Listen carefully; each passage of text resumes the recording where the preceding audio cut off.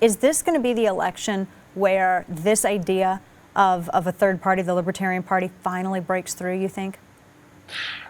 I don't know. Again, it's very difficult because the Libertarian Party up until this point has spent most of its money and most of its resources on actually getting ballot access.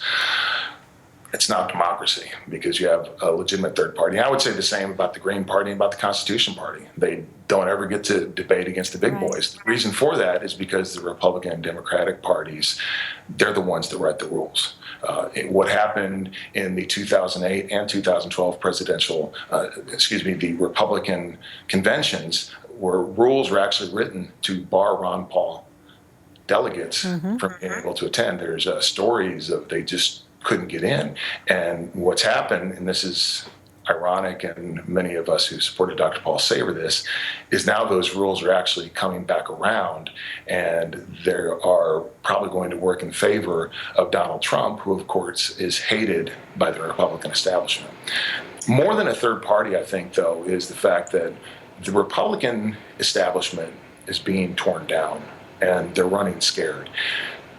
If the Republican Party were to get back to its principles, which are essentially libertarian, which means individual liberty and economic freedom, they would offer something completely different than what they do now and what the Democrats do.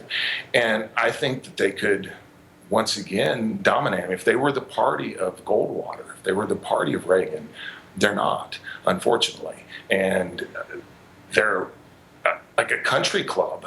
Where the leaders of the country club say, this is who you're going to vote for. And there's this enormous schism between the Republican establishment and the grassroots Republican, who I believe most people in the grassroots part believe in free markets. They believe in free enterprise. People at the top, they don't. They don't care. They just identify as Republicans because that's the country club that they belong to. I think that's very sad. I think it's sad for the Republican Party. And I think that they better realize that, or they are going to be completely insignificant and relegated to the dustbin of history if they don't change. And I hope that they do.